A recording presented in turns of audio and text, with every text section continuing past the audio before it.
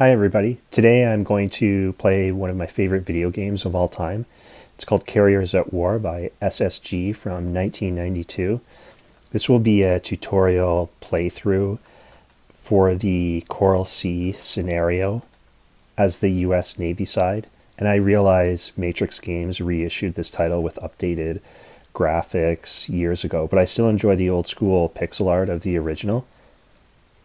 In its day, it looked better than any other Pacific War video game.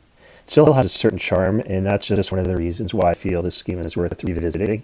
And another reason is that the AI is a nightmare. It's a hard game. The computer plays well, and you always seem to get realistic, believable results no matter what happens in the end. If you want to win, you have to use cunning and guile. A straight-up confrontation with the IJN in this case doesn't work for the Americans because it's only months after Pearl Harbor. The US is outnumbered in planes and ships trying to stem the Japanese tide. You still have to find some way, anyway, to prevent the Japanese from invading Port Moresby, New Guinea in 8 days or less. What's more, there are important variables you can't control that are different every time you play. And this is another reason why I love the simulation. Submarine activity, you can't control. The damage model is highly variable with critical hits, always a possibility. But perhaps most important of all, the biggest X factor by far, as you will see, is the weather. You have to know how to use it to your advantage, even when significant patterns can be hard to predict. It's so awesome. It feels realistic. So earlier when I said this will be a playthrough tutorial, I'm only trying to demonstrate how the US Navy player might set up successful ambushes using weather as cover. In this game, nothing is guaranteed. Murphy's Law is in effect. The randomness may not go in your favor, even in cases where you give yourself the best possible chance to succeed. And I'm talking about cloud cover evaporating without warning, ships blowing up from a single torpedo strike because damage control measures fail, or fires spread out of control, or maybe airstrikes get lost and hit the wrong target at a crucial moment. It's all here. All aspects of Fog of War are in play. Anyway, I added a bit of ocean ambiance and some extra sounds not included in the original game. So what we need to do is not give the Japanese admirals what they are looking for here, which is a quote-unquote fair fight conveniently after they've swept a few of my important pieces off the board at Pearl Harbor. So with no battleships, it's like they want me to play chess as black without king and queen's pawns. So the battleships, although not war-winning pieces, they're still vital to screen other units and set up offensive and defensive gambits. And I don't have any available. So I have to use decoys and cover and fleet maneuvers to my advantage. And it's going to look sneaky and devious, but this is war. And the US is looking for some payback. And it's actually kind of fun to put yourself in this mindset when playing out this scenario. So it's kind of like this. I'm going to let the Japanese admirals play a formal game of boats and planes and submarines, whatever else they want to do, while I walk into a dark alley and pick up a tire iron and then do whatever it takes to survive. So I'm going to hide in the shadows, hide under storm clouds until I have an opportunity to jump their two fleet carriers. And I'm talking about a sucker punch neither of them sees coming. And I'll try and KO at least one of the big carriers at least before they can respond.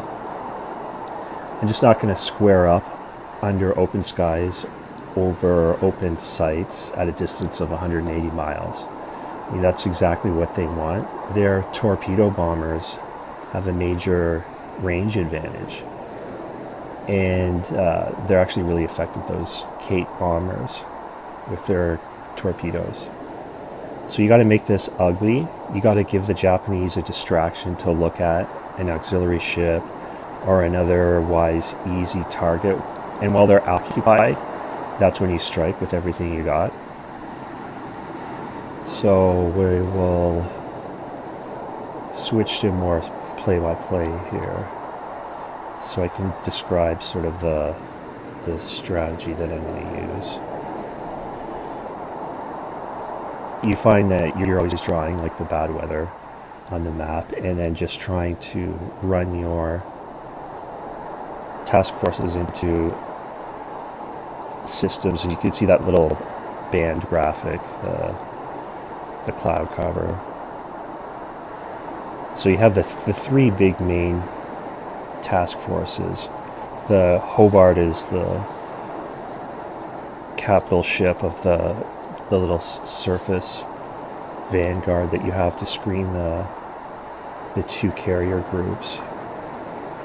And you can see I transferred the B-17s and an extra group of fighters to Port Moresby because it's routinely attacked from Rabaul by Japanese land-based bombers. In fact, anything north of the New Guinea archipelago is basically no-go for the American task forces because the Japanese are able to project air superiority over that half of the map, and eventually one of those bombers will get through the cap of the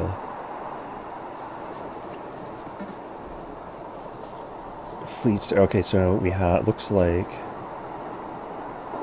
Army Zero is raiding Port Moresby. That happens continuously throughout this game.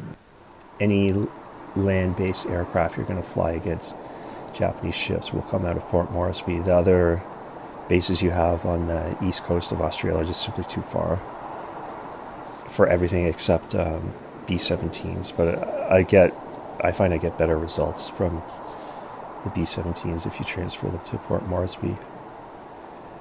So you can see I don't have much of a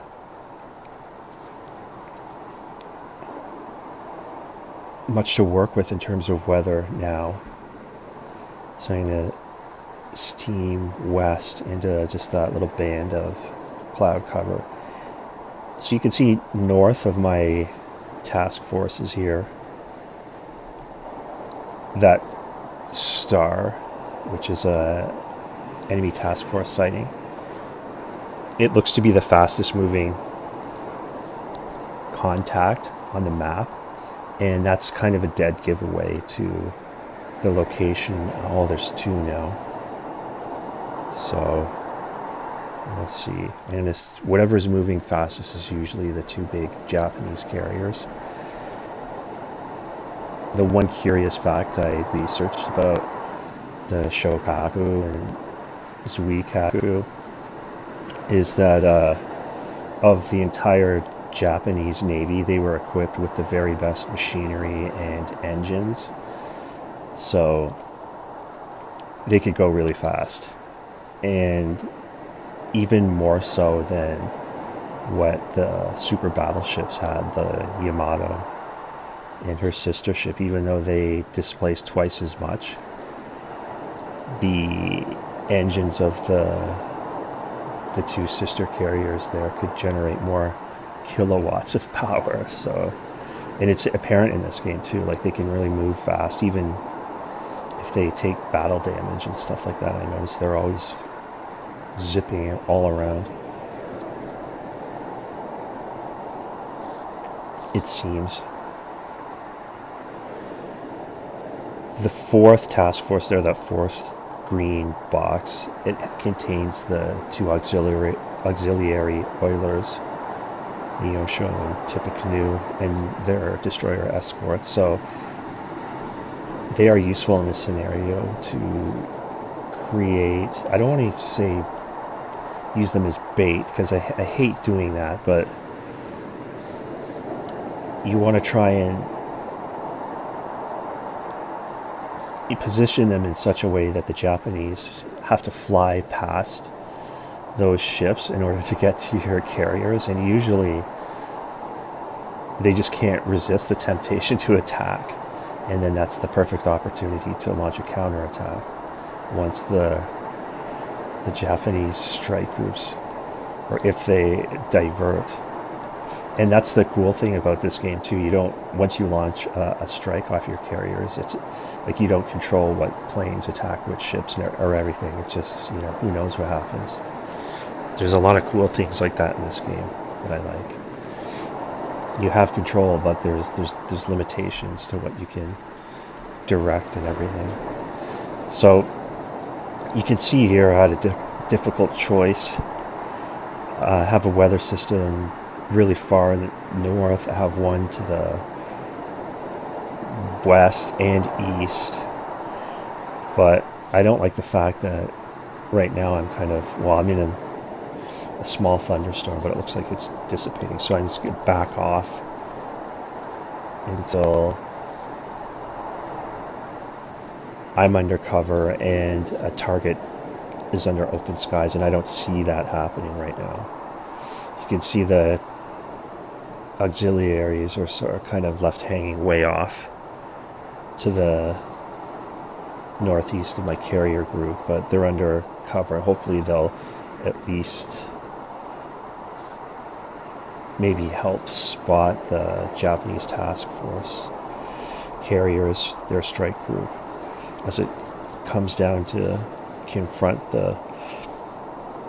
my two carriers. But and it seems like too passive a strategy, but you really have to do this. Like, the urge is to just plow straight ahead and confront the Japanese as an aggressive strategy as possible, but it never works out in this game. You get overwhelmed. And they always seem to be able to spot you and hit you first with their advantage in range. Their planes are less heavily armored, and so they had superior range, but that doesn't really matter if they have numbers, which they also have a numerical advantage. And really, all they need is one critical hit on flight deck, and you know, that's the end of the mission for the Americans. So you have to back off, draw the Japanese into the trap that you're going to lay. You'll see typically a lot of activity, a lot of contacts right around the archipelago, tip of the archipelago of New Guinea, that little island group. They usually like to park a seaplane tender or their escort carrier there, which those ships usually act as like the eyes and ears of the main Japanese carrier strike group that comes in from the Solomon Islands.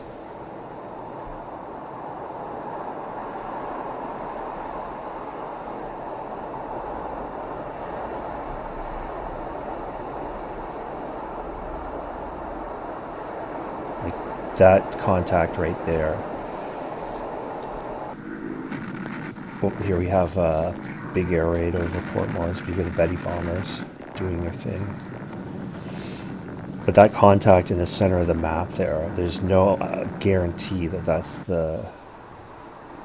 my main target. Like, I want to save my first attack for the Shokaku and Tsukaku. I don't want to trip my strike groups, attacking their cruiser vanguard or main body.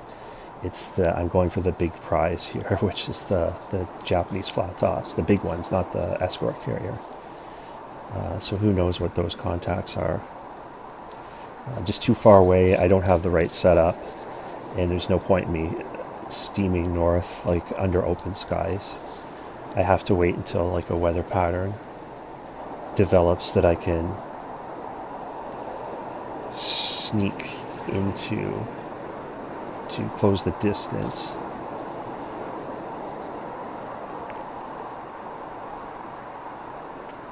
I love playing this game. I love all the ships involved. I take a lot of interest in just reading about some of the lesser known ships and learning about like their namesakes and like what any like a little bit of trivia and stuff like that. I was always interested with the names of the Japanese carriers. They're so interesting, like the English translations. The two main fleet characters, the two main fleet carriers for Japan. Suikaku like translates into audacious crane, and Shokaku, what is it? Soaring crane or something. And then the Shoho is happy phoenix. Interesting.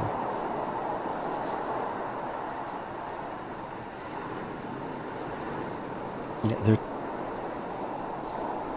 tough. I mean, they're way different, a different sort of threat than the Shoho, which is quite luckless in this game, the way the Japanese AI chooses to deploy it. Like it's hanging sort of always around like the tip of New Guinea as bait, basically, like in real life, same sort of thing. Oh, that surprises me. That's not good. So I thought that my auxiliary oilers were safe in cloud cover, but yeah, you don't like to see this, because this task force is bearing the full brunt of the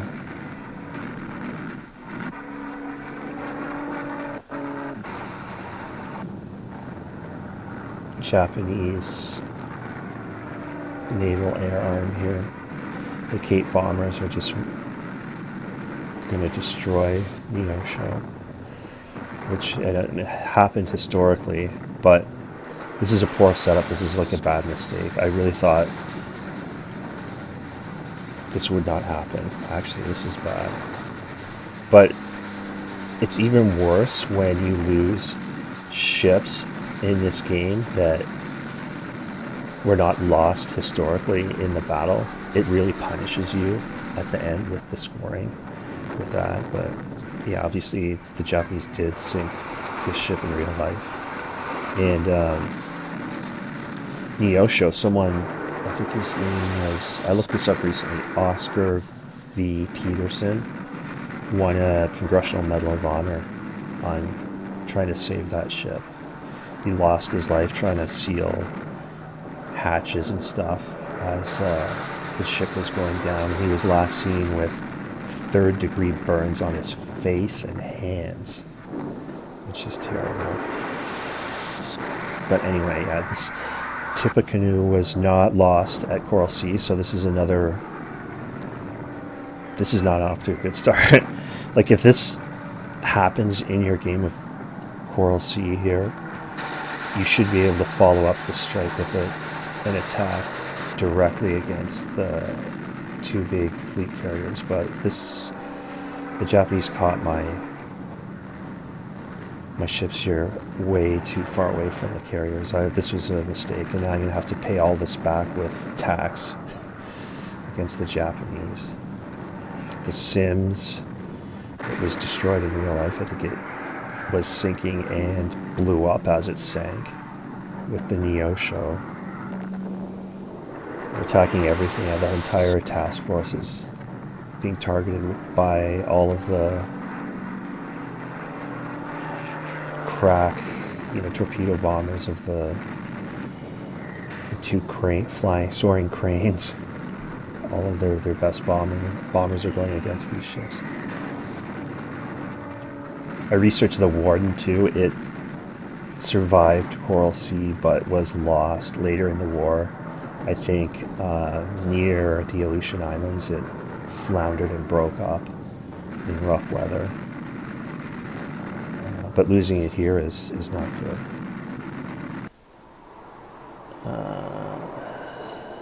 So that was way, way, way far east of my group. So I know all the contacts that I see now north of me are not the two big fleet carriers, but I am fortunate that I have weather, a strong system to the north, so I can steam aggressively north, like right up through there, and then under that cover, provided it holds, I should be able to launch something.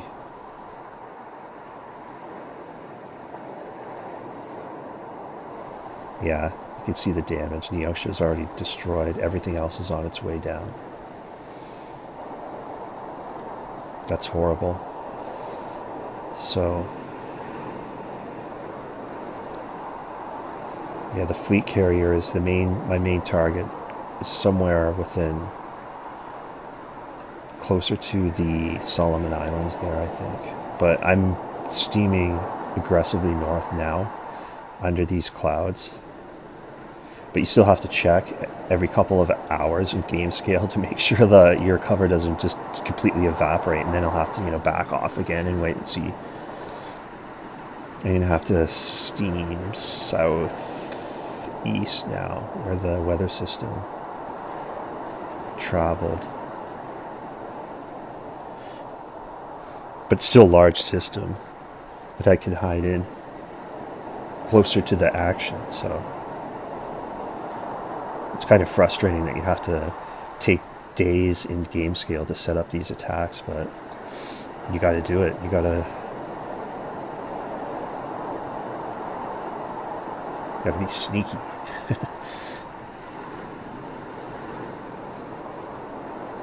So let's see here. Still chasing the bad weather. I got to keep chasing it east here.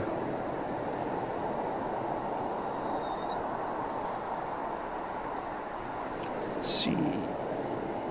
Tangier is a...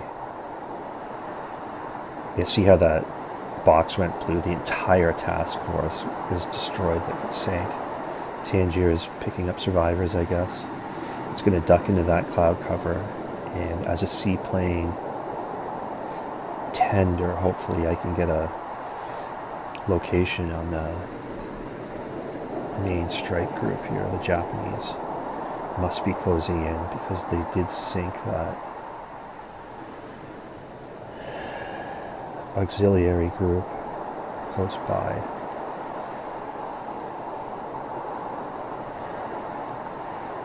But I'm in a better position now, and I do have cloud cover.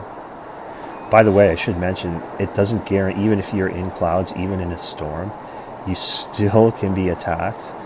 Usually, the enemy gets like very poor results by doing that, and even their planes can take minor damage or whatever just through conditions, or they may get lost or whatever. But yeah, you can still take damage.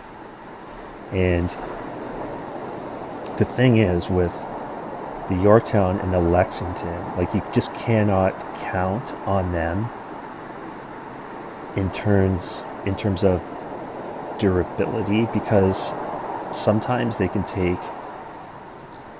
seemingly take a ton of punishment in battle damage, while other times I've seen both of them utterly fooled from like a single torpedo hit or bomb hit that like knocks out the flight deck for hours or days.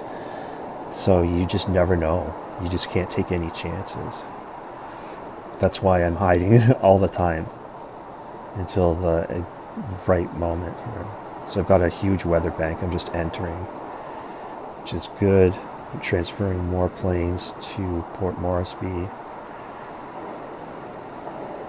I got the 3 Yorktowns under cloud cover here. That's good.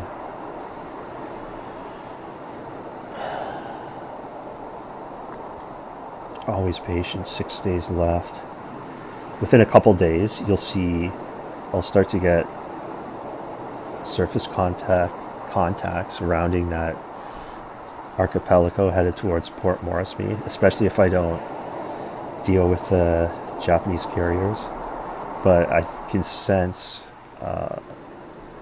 confrontation is coming.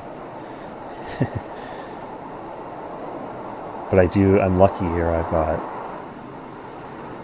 both of them in storms here. It's good.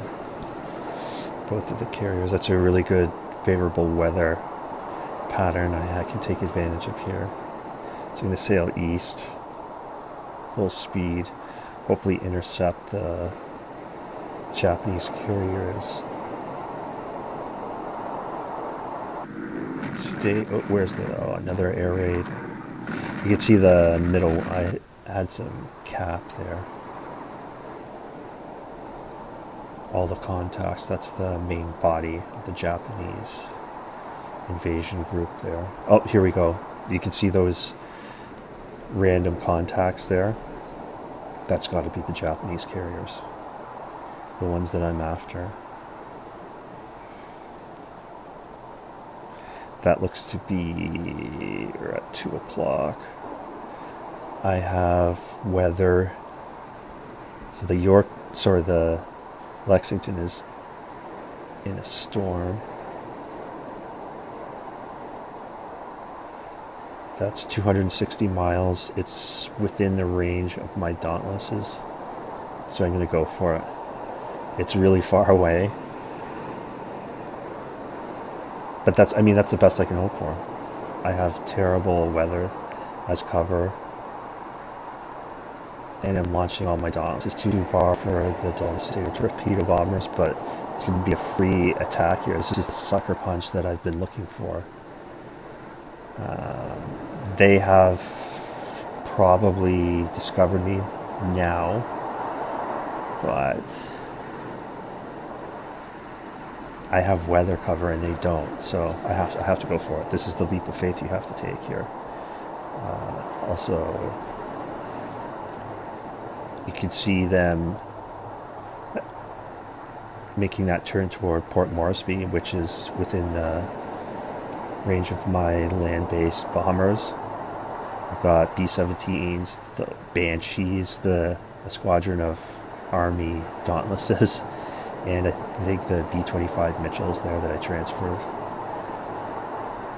are all going to hit the closest one to Port Moresby, while my Dauntlesses intercept what has to be the 2 main fleet carriers there, Shokaku and Sukaku. But at least you can see I'm under cloud cover and they're in wide open skies, so hopefully this works to my advantage here. There goes the planes off the flight decks. It's 4 o'clock. I still have the weather. This is ideal. This is as good as I can hope for. This is fortunate. And remember, like every time you play, the weather is different, right? So let's see. Strike group is on their way. Yorktown and Lexington are in a thunderstorm. See what happens. Chicago.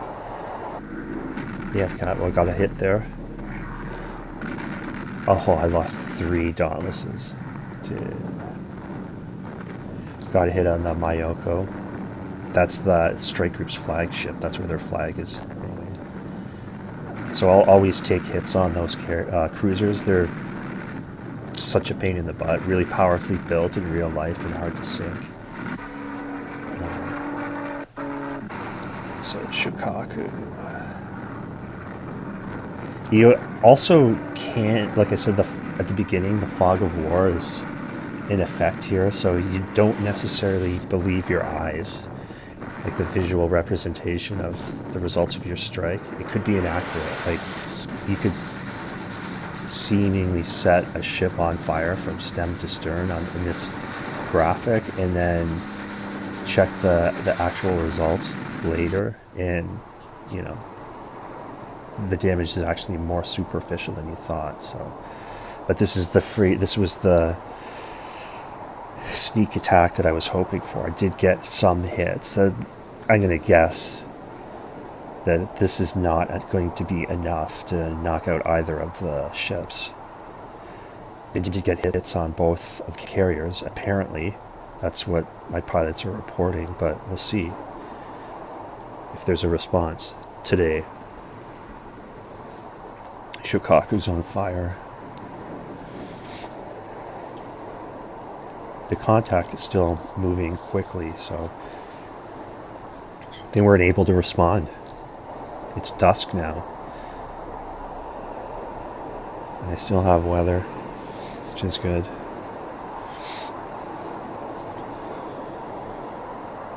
Who knows how much of an advantage I gained by that sneak attack.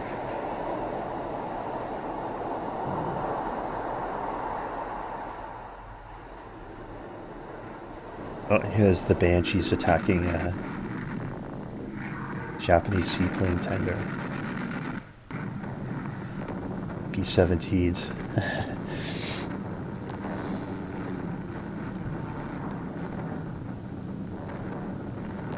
Oh, so disappointing.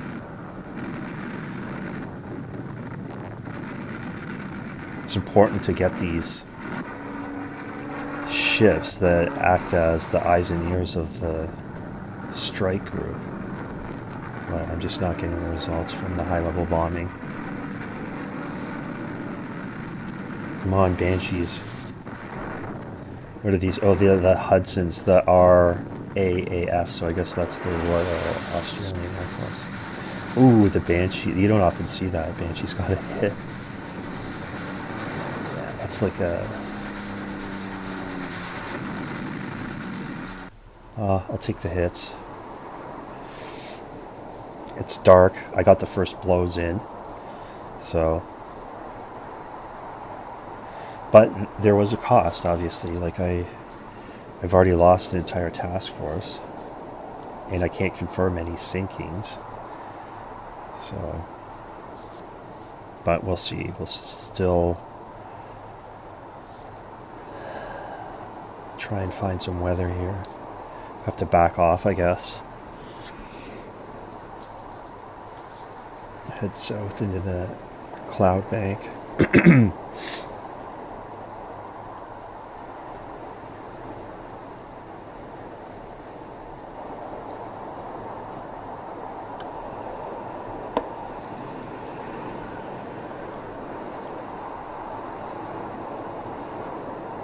Wow, some of my land-based bombers had to land in total darkness. That's not good, because you can lose some that way. Still have a strong contact on the Japanese carriers there to the north under open skies. Back off. At this point, I'm keeping the surface fleet, or the surface task force, the Vanguard with the Hobart there in front, in between myself and the Japanese carriers, because it would be difficult for the Japanese pilots to fly over ships. Some of them will break off and attack the cruisers I have in that group. Hopefully, that's the plan. If I don't have weather. Yeah, I'm losing my weather. So this is a difficult decision. Do I race east or northwest? I think it's going to be northwest into that large system there. Let's see, I only have 3 hours to make it there, though. Hopefully I can get there just in the nick of time and it doesn't retreat on me. I'll even move the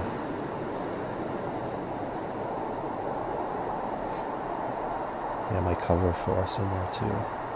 Unfortunately, the Tangier is now exposed, but who knows what the Japanese will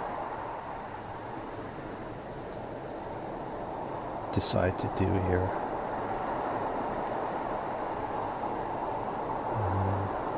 Daylight now. I made it. Lexington's in a thunderstorm. Perfect, yeah. Yorktown's under cloud cover, but I don't know where the Japanese are.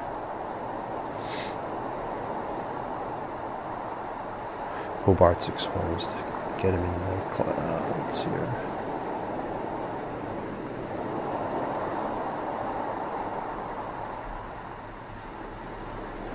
And my seaplane tender to the far east is wide open, unfortunately.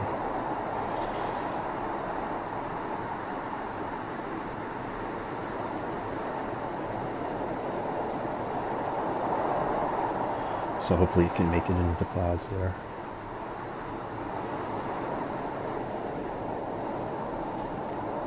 Still no contacts.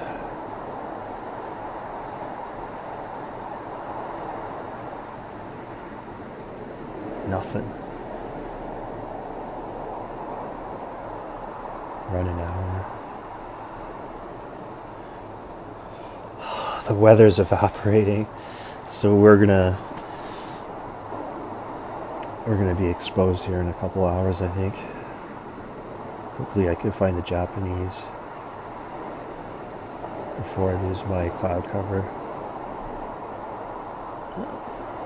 Head north. 32 knots. Northeast.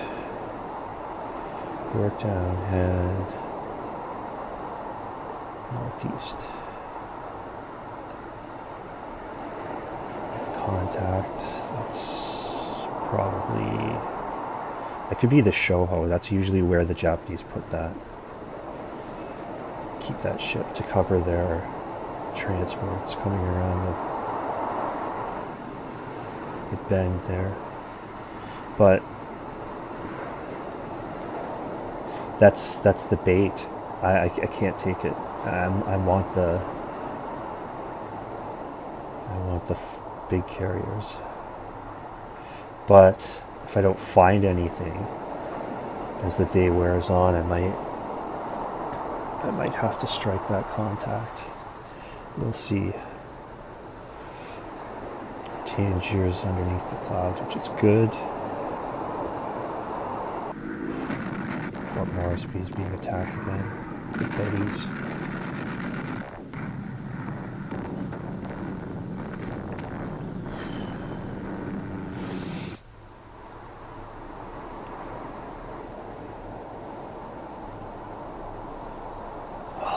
I don't know where they are.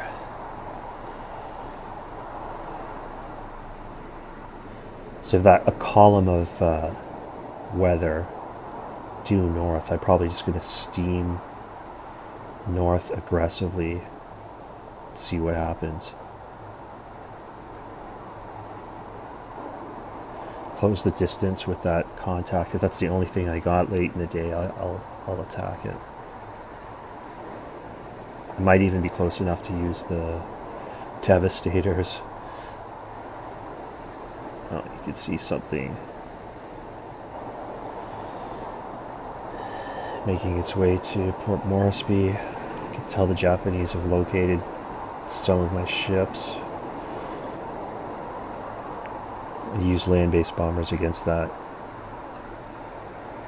One contact, the Hudsons and P-17s will take care of that, hopefully. Or at least attack it.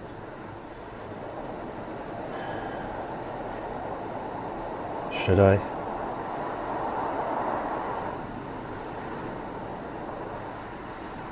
It's 1:15. It's either... Yeah, I have cloud cover. I'll do it. The Dauntlesses. I'll send the Dauntlesses. After that one contact, I'll see what happens.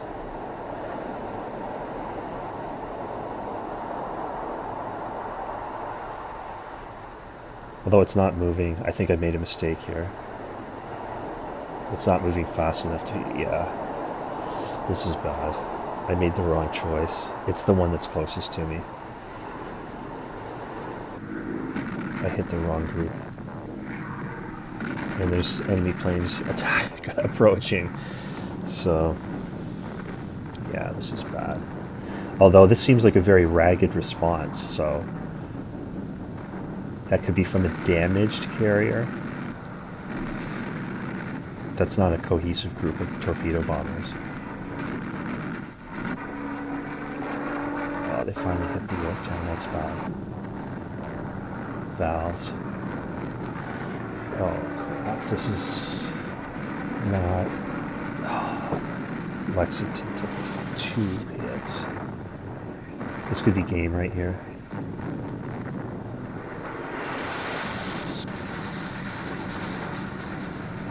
Look at that, they're attacking in a thunderstorm. They shouldn't be able to get good results with this attack.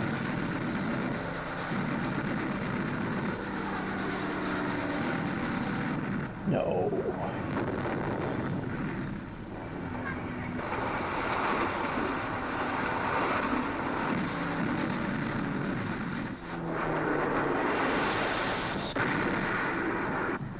Unfortunate those torpedo bombers weren't directed against a carrier though. So, but I don't want the Minneapolis to take hits. It was a highly decorated ship in the Second World War. Maybe it had the most battle stars of any ship. I think I read like 17. The Minneapolis fought all over the Pacific right until the end of the war, and I read at one point it had to take time off to replace all of its gun barrels because they wore them out from bombarding all the Japanese islands and stuff like that. So it would be really bad for me to lose that ship. I don't want to lose it. Lexington's burning though. Yeah, see, this frustrating thing about this game. Like, I landed the first strike, which is the best possible thing that the Americans can hope for, and it still doesn't look like I might come out on top here. Like, it didn't matter, even though I got like the best circumstances that I could have hoped for initially. But let's see, I know the closest contact to me now is the 2 big sister carriers. Oh, I'm lucky the Yorktown damage on the Yorktown is superficial. Now I'll have to check the Lexington. Wow. Lexington and Yorktown are still fully operational Death Stars. But I lost to Minneapolis, and that hurts. Like I said, there's certain ships, like it just stings when you lose them, because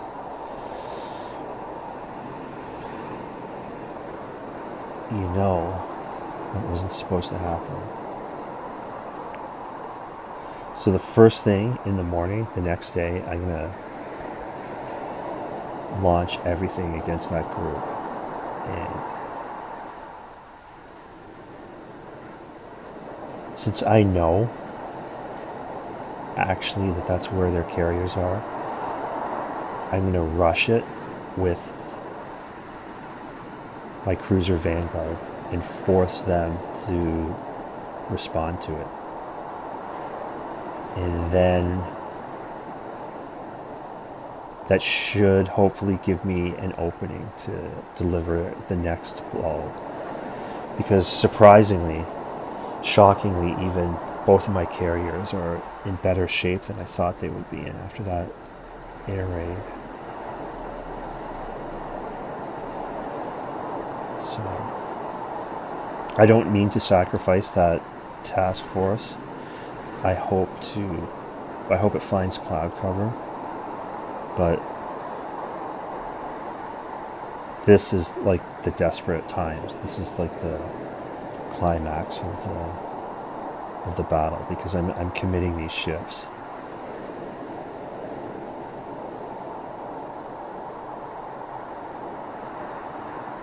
I'm putting them at great risk to hopefully set up another sneak attack with the carriers.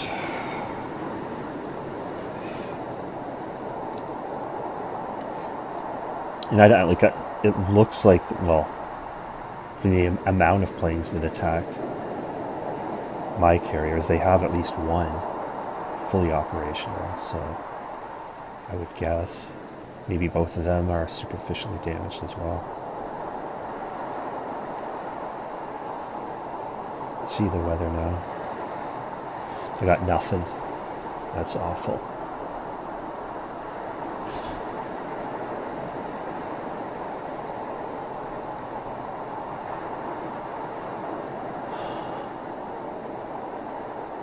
Back off to the south, see if I can get some clouds above my carriers.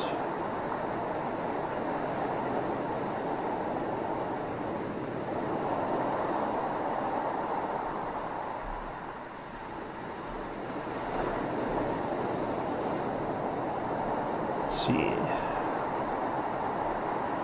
Draw bad weather, yeah. My luck's run out here with cover. It's getting worse as daylight approaches.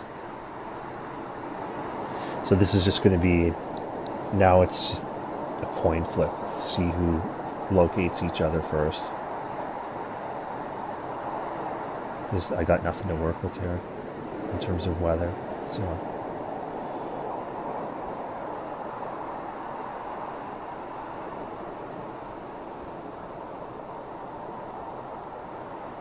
get the change here into clouds at least.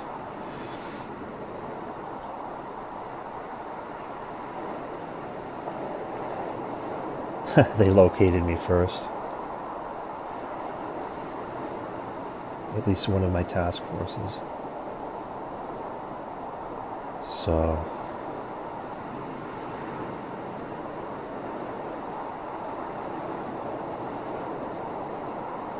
yeah, there's clear skies above me. That's bad. This is the turning point of the game here.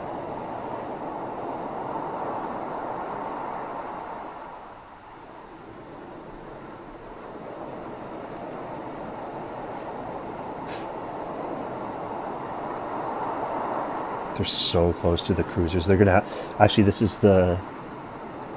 might be a mixed blessing here, because although the cruisers are badly exposed now, the Japanese carriers have no choice but to attack them because they're dangerously close, which will give my carriers an opportunity to strike here. And I'm even going to close the distance as fast as possible to hopefully get my torpedo squadrons in range while the Japanese carriers are occupied. So we'll see what happens.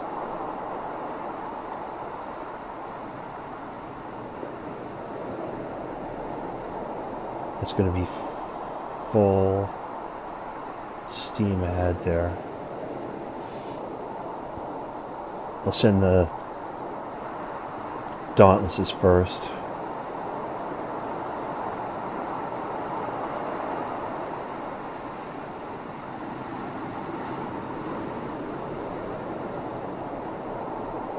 And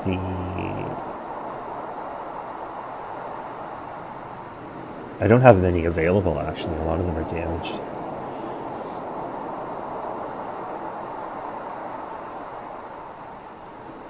I have 11 B-17s available to hit the...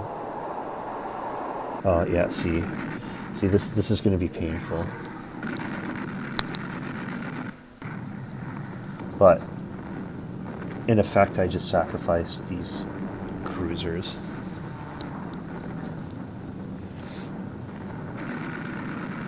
For an opportunity to attack again with my Dauntless dive bombers. Like, all of these torpedo bombers could have been directed against the Lexington and Yorktown. So the sad thing is that they'll probably sink the Australia, which is another shit, like the second most decorated ship of the Pacific that did not get destroyed at Coral Sea. This one book I read, they said that the Australia had the most mileage of any ship, Allied ship, in the Pacific Ocean during the war. Like it traveled all over, did everything. I don't think it had quite as many battle stars as the Minneapolis did, but it was legendary for sure. And now it's being torn apart by Kate torpedo bombers. This is hard to watch.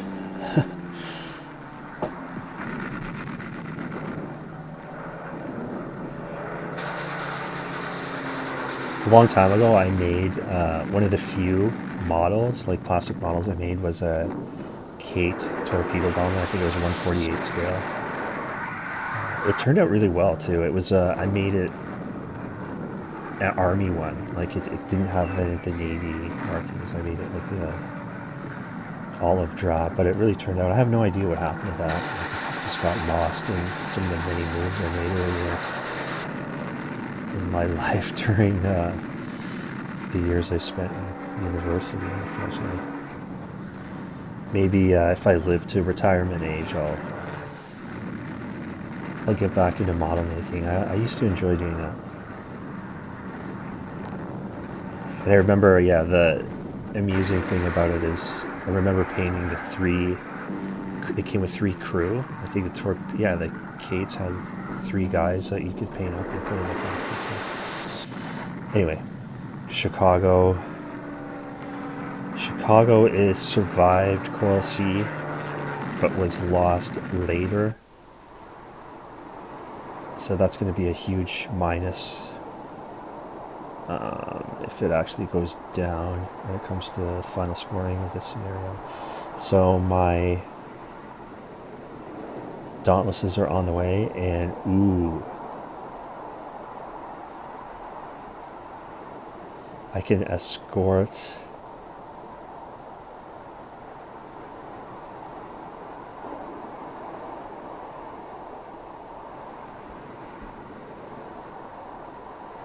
torpedo bombers, the Devastators, VT2. They're going in. There's old crates of planes. They're usually, you get very ineffective results with them. But see, the Shokaku is like showing damage, but it's not burning it. Well, now it is. I hit it again. At least that's what the pilots are reporting.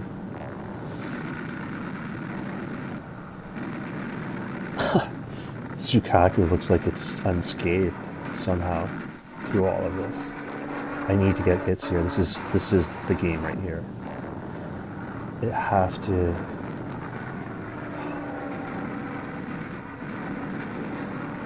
at least hit it once.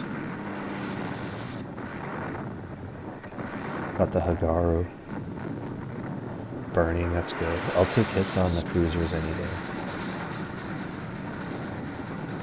There are more Japanese planes on my radar. Look at all the stuff headed for Port Moresby.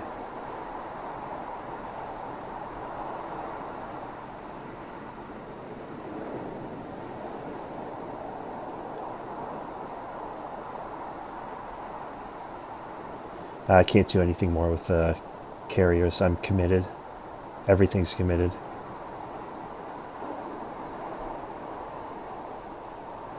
It's just up to fate now. Yeah. I knew it. Australia got destroyed.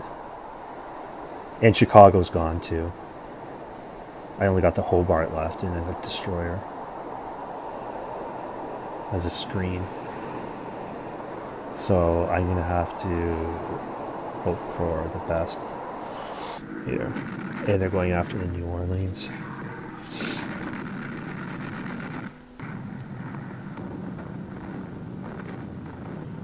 They're going to sink all of my cruisers. Uh-oh. Just cross your fingers every time you see torpedo bombers approach the Lexington, because it's both the Hornet and Lexington are showing damage now. Tsukaku's got some damage on its bow though now, so it's definitely hit, although it's not burning. Been hit.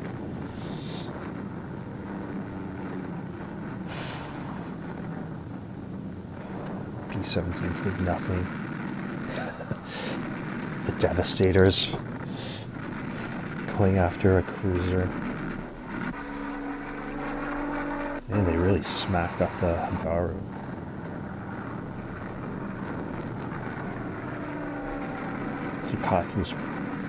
Shokaku, they're both of them are on fire.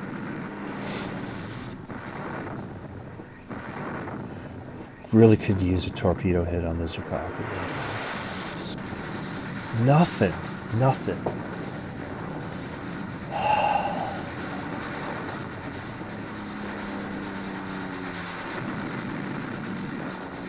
Perkins got hit by Betty's. It's not good. Perkins I looked up. Did I mention before? Yeah, I think it was lost as well, but it hit I want to say an Australian troop ship and sank later in the war. It was not lost at Coral Sea. So if that is serious damage, that's going to hurt me in the final score. Ooh, we have surface engagement here. Potentially. Red Betty trying to bomb the Hobart. They're trying to protect the carriers now. Yeah, the Hobart and the Walk are... and Perkins are... Oh, there's the two burning carriers, but they escaped. Yeah, they're escaping. So there's still two flat tops out there. And it's just the one's not burning anymore. So this isn't over yet. And it's only 1:15 p.m.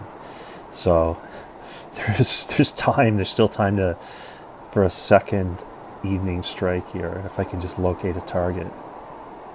But that was some horrific results there from my torpedo bombers. I didn't get any hits with the torpedoes. And now I don't have... Oh, well, we'll see. They're going in by themselves now. I'll probably get slaughtered, but whatever. Or no, I can use... how many Wildcats are available? 5, 10 dive bombers, and 13 torpedo bombers. That's all I got left for a second strike. So it's getting desperate. Well, that's all I have available, sorry, not left.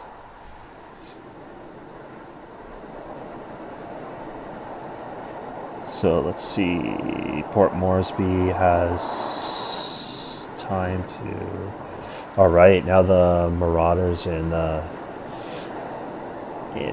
Mitchells are in range.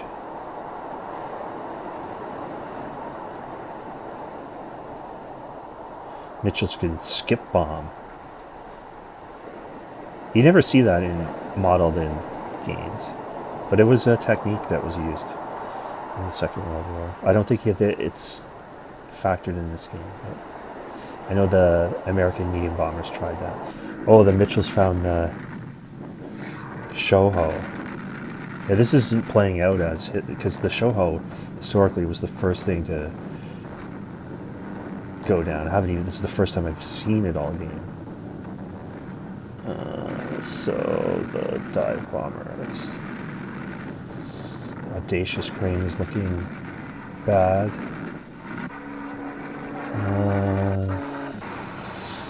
I just cannot do anything with these torpedo bombers. Missed. Dive bombers are going after the Shokaku. You would think that the Japanese, like the big carriers, would have to retreat, like withdraw after all this. Come on, torpedo bombers. Let's see. Can I get one hit with even one torpedo bomber? A couple Mitchells. Come on. One heavily damaged Devastator and 2. Finally, I got a hit. I'll take it. I'll take that any day. It makes it worth it. If you could get a hit, a torpedo hit, oh, two, consider yourself lucky. That ship has got to sink.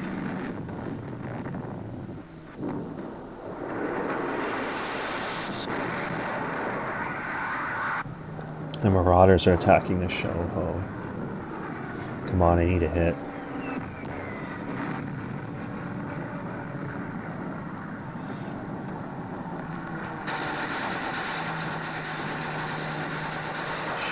The Marauders were ineffective. They did nothing. They got intercepted too.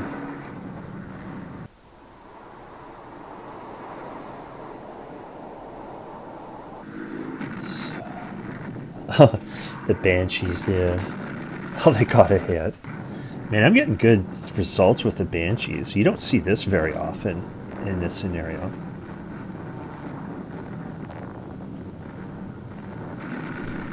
Let's see. Mine layer. The RAAF is attacking a mine layer. Missing.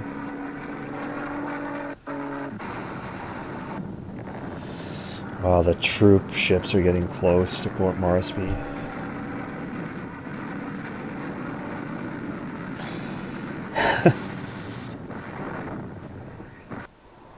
I think they're going to turn around, though. They're going to turn around if their fleet carriers are withdrawing, because they'll be completely exposed otherwise. So, let's see.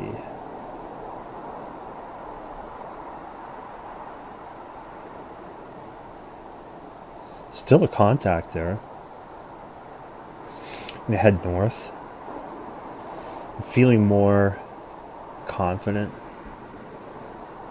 now. I can behave a bit more aggressively, at least south of the maximum range of Japanese land-based air cover, which extends to almost about where my ships are. It's slightly past the southern tip of the New Guinea archipelago, I find. So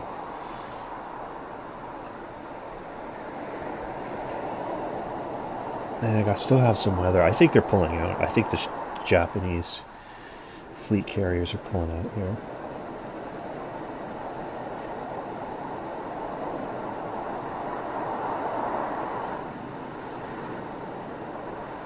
They got worked over, damaged, just as I hoped. I don't know if either of them are going to sink, but you just never know. You can check. You can go to the results page early, but I don't want to do that. Listen.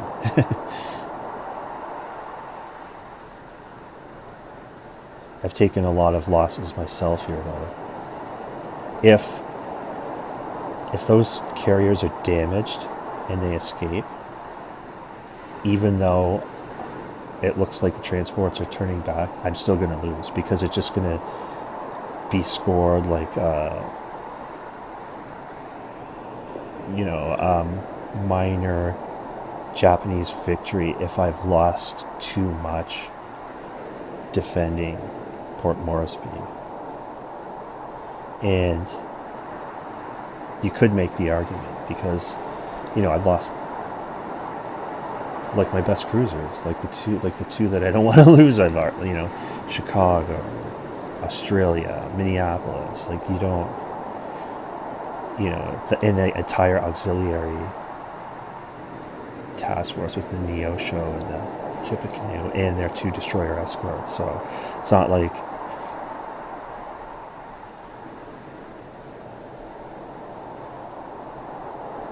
I took no losses here defending Port Moresby. That's not true at all. Those carriers have to be sunk in order for me to win at this point. And who knows?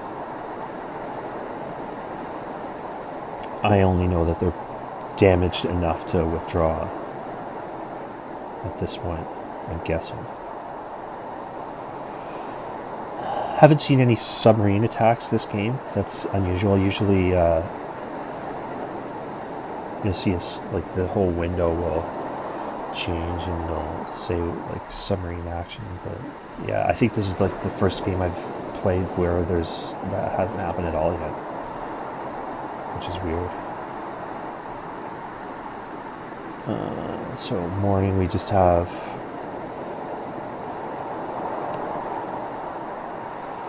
some random contacts in the Solomon Sea, which I'll send land-based air after.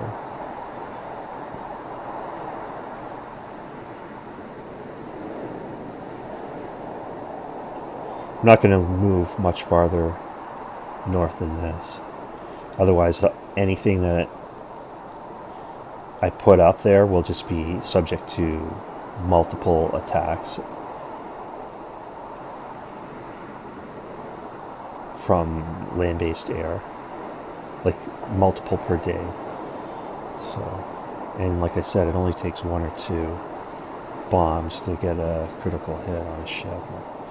Yeah. Ooh, forts attacking the Shoho.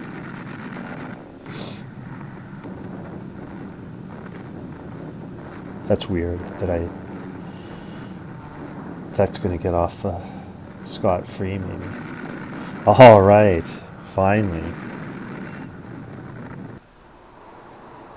At least the Shoho took damage from a B-17. Scratch one flat top. I finally get to say the famous phrase, maybe, but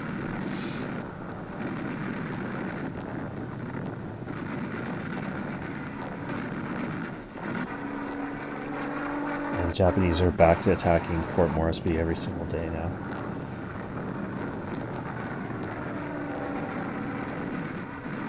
Nels and Bettys.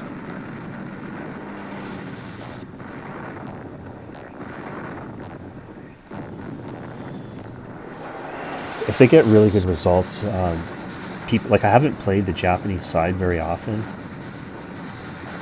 but there's guys online that play the Japanese side, and they say that they can, if you do well, you can actually put Port Moresby, like the airport, out of action for days. But I don't know. Like, I don't know where those planes are coming from. I'm guessing it's going to be Rabaul, mainly, but who knows? I really should try the Japanese side to see, learn sort of more about what they have at their disposal. But yeah, most of their ships now are, it looks like they're turning back. And at this point,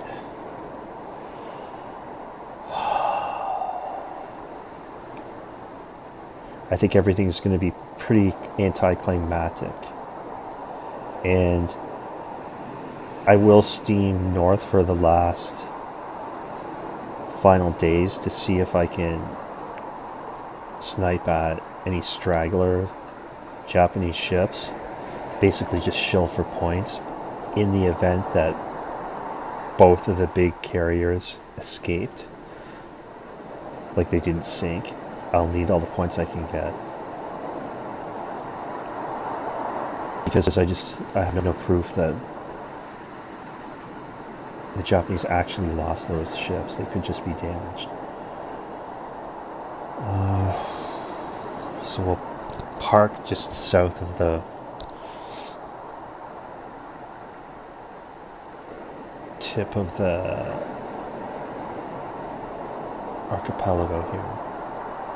I looked on Google Maps too. It's hard, like, I can't specifically refer to the islands and stuff, the geographical features, because none of them have English sounding names. They're all like, I don't know, I guess the Polynesian or Dutch or French, and they're just so weird. Like, La something. What is it? Let's see if I wrote it down. De Entrecasteaux Islands. That's like the group where the Japanese are all just cluttered there. So, and I butchered that pronunciation, there's no doubt. So just say New Guinea. I don't have targets here anymore, so you can just probably outrun the clock out.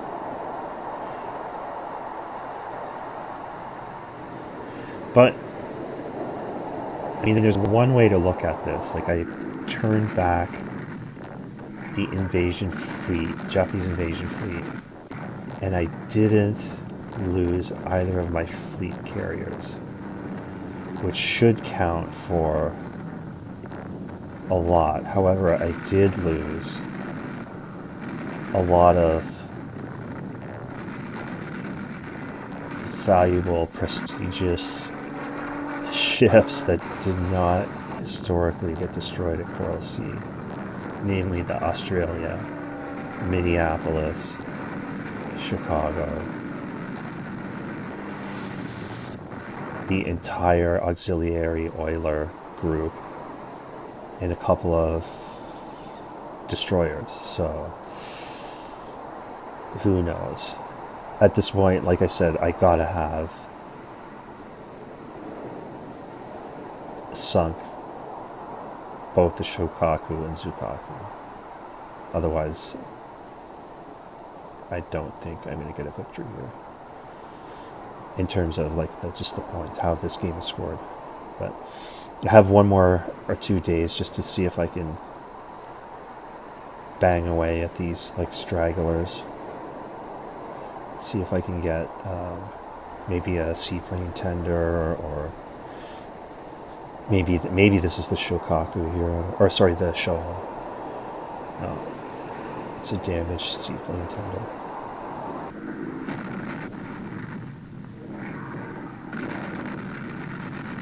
Oh, it's in a storm too, so nothing's going to happen here. I probably won't get any hits. That's unfortunate.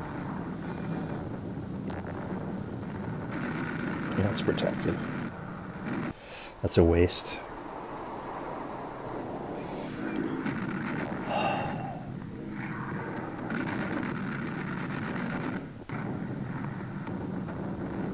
Tetsuta.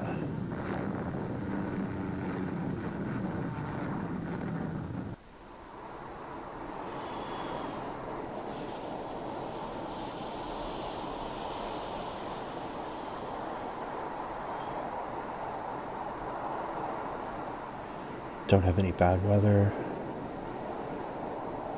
So yeah, so that's just like a scout group there that's within striking distance. I have 1 more day to try and dislodge it. I probably won't make a difference in scoring that much, but like I said, I'll see what I can do. 1 more day. I'll try and hit it 1 more time, and then I'll just withdraw. But certainly, it's not worth risking my carriers, because technically I think I'm still within range of the Bettys based out of Rabaul, even though it's almost hard to believe, but they have pretty great range with their ship or aircraft, their level bombers. Let's see, I've been located. That thing just won't retreat. I'm going to try 1 more time to dislodge it here. I'll send the forts, the Hudsons. There's only about 12 that are available left, and anything that I can send off the carriers. I got 6 Dauntlesses serviceable from the Lexington, and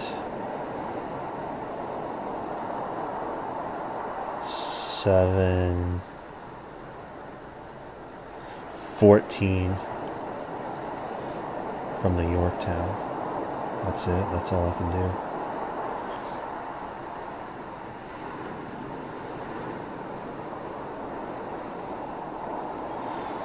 There we go.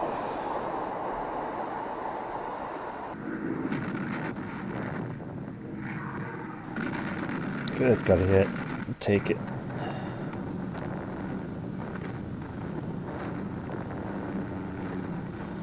Got another hit on the seaplane tender.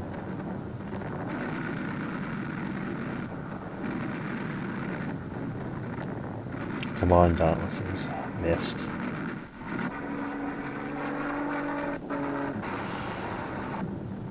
I'm just so...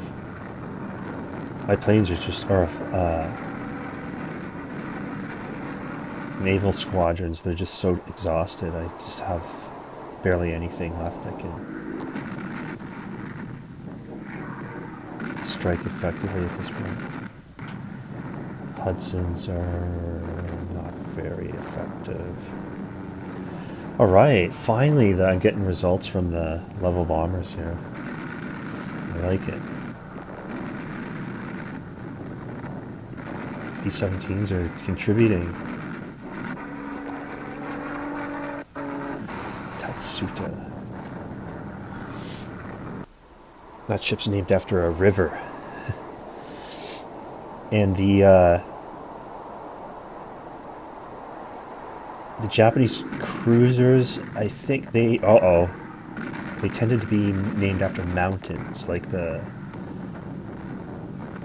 Mayoko or whatever it is.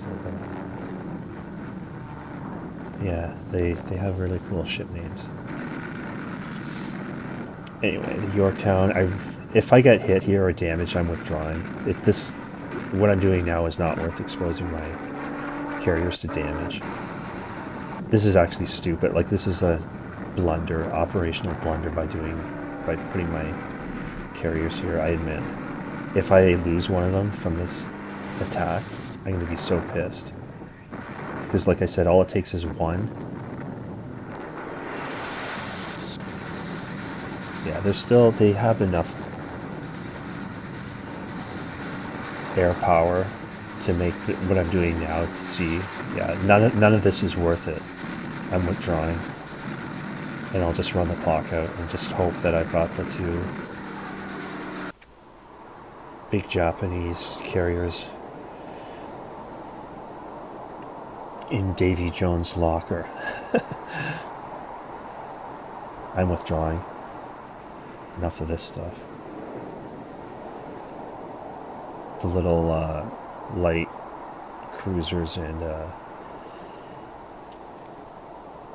seaplane tenders are not worth exposing my carriers to land-based air.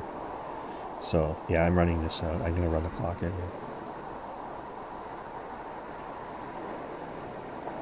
And just hope.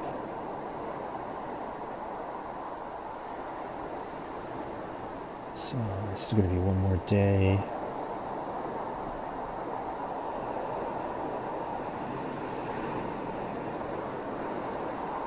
Hours are remaining, but I'm just gonna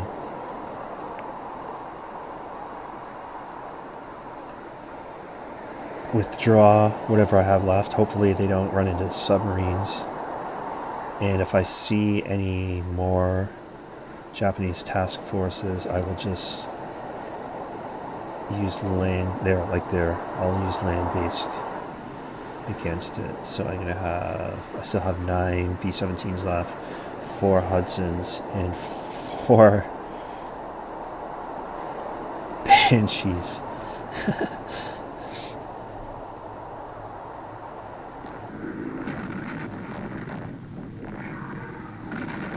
I don't even know if they'll get there in time before the clock runs out. Yeah, it looks like the Japanese withdrew everything. I haven't seen any sign of the Shoho even. So it pulled out probably. And I haven't been hit with naval air power. So you actually score points too from the amount of aircraft are destroyed. Like maybe 5 bombers are worth 1 point or something like that. So come on. I'll take any hit here. Another hit from the bombers.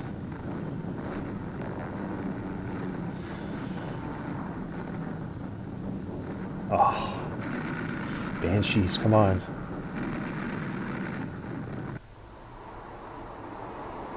No, that's it. 3 hours left. I'll run the clock out.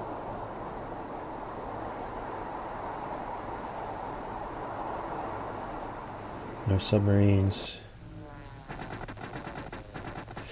Ah, American Decisive.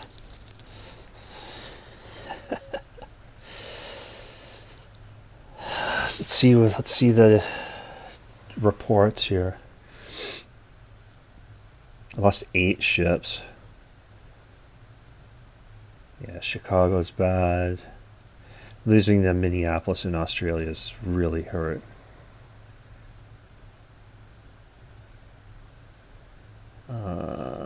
Warden, Perkins, and Sims. Sims is a historical accurate loss. Same with Tippecanoe, same as Neosho. Yeah, see, I lost ships, but I was fortunate that only my carriers were damaged. That's about as best you can hope for, honestly, with this scenario. I don't see anything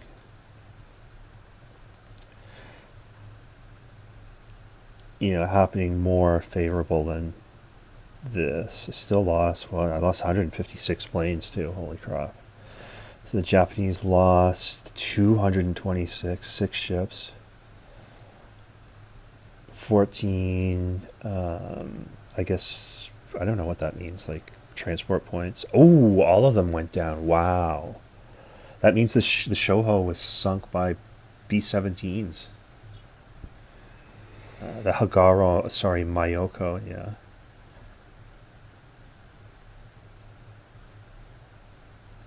The transports were only damaged. Didn't sink any of those. Huh. That's surprising. Mayoko and Haguru. Oh, and the Tatsuda got sunk. But the big thing is like their 3 most important ships went down. And their flagship, Mayoko. That actually, I read, survived the war, but it was unserviceable. It was like stuck in, I want to say it was stuck in Singapore when it was handed over to the Allies. And I think the Hagara was sunk the very late war. But yeah, there you go. Lexington lives to fight another day. This is a great game. It's so much fun. And there's even a part 2 where like mainly you fight like the British and stuff, but like the lesser known scenarios are available. And I think even later there was a construction set where you could like set up your own things. But I think this is a game I'm gonna come back to. I just love playing it. Maybe, I don't know, every few months I'll take a look at a scenario and do another video, because this is so much fun. You should give it a try. It's actually harder. It's way harder than it looks. It's different every time. Man, I love this game. Anyway, thanks for watching, and stay tuned for more content coming soon.